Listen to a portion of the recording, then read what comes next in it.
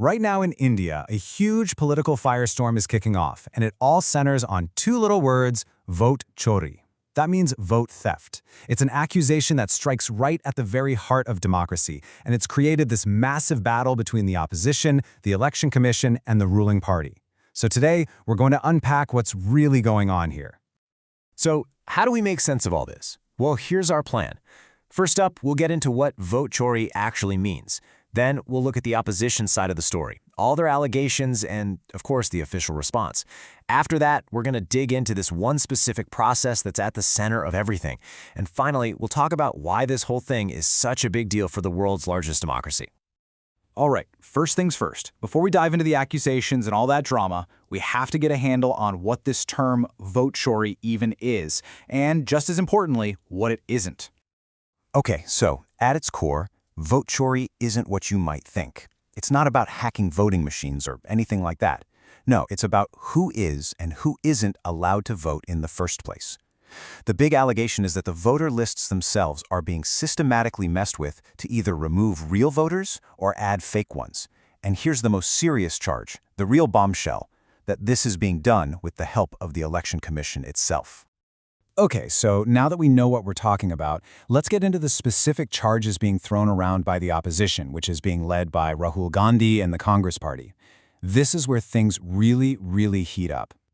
And listen, this isn't some subtle hint or a vague suggestion. It's a full-on, direct accusation of collusion at the very highest level.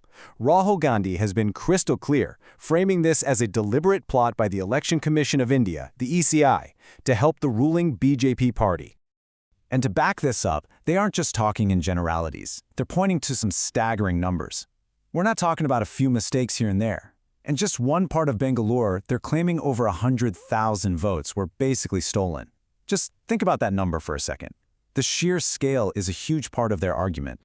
So how exactly do they claim this was pulled off? Well, according to them, it's a whole mix of tactics, some kind of clumsy and some pretty sophisticated. You've got stuff like duplicate names on the list, addresses that are completely fake, like literally house number 0. Then there are voter IDs with pictures that don't even match, and even abusing official forms to register huge groups of people all at once. And you know what's wild? This all blew up incredibly fast. The month of August 2025 was just a total whirlwind. It started with the first allegations, then boom, a huge digital campaign kicks off. And by mid-month, you have Rahul Gandhi publicly and directly warning the actual election commissioners. Things escalated in a snap. Now, you can't make accusations this explosive without expecting a massive pushback. And that's exactly what happened, from both the Election Commission and the ruling BJP. In this slide, wow, it really shows you the absolute breakdown in trust. On one side, you have this claim of a huge systemic fraud. And on the other, the ECI is just flatly saying, nope, it's all baseless, it's misleading, and it's actually damaging faith in our democracy.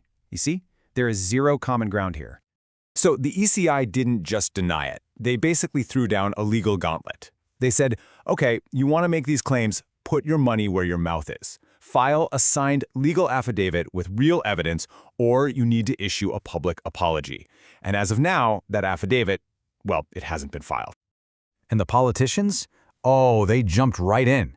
The BJP didn't just play defense. They went on a full-blown counterattack. You have top ministers turning the whole thing around, accusing the opposition of the exact same thing, calling the whole campaign childish. So it's a real mudslinging match.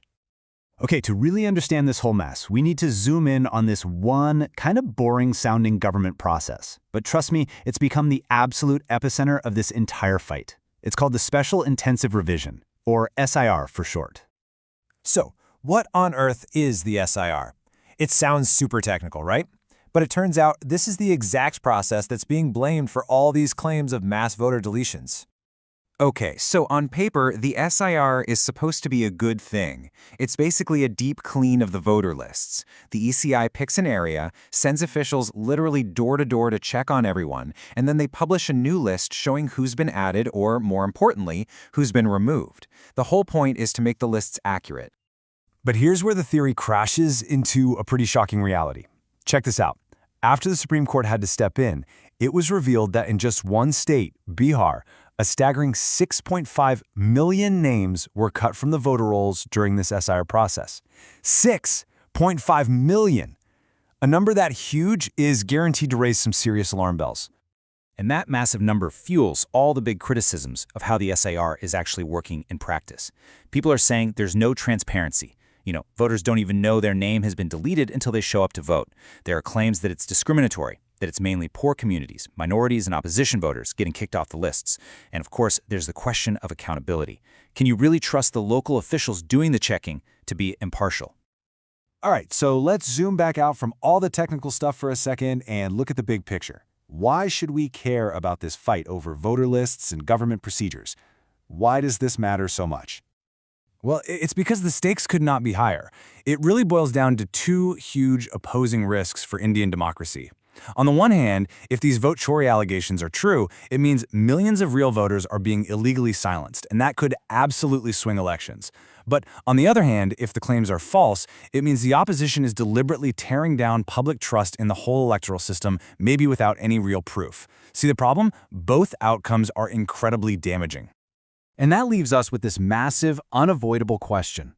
Is this whole vote Chori controversy a necessary alarm bell, a wake-up call to protect democracy from being stolen? Or is it a reckless political game that's actually threatening the very foundations it claims to protect? That's the question at the heart of it all.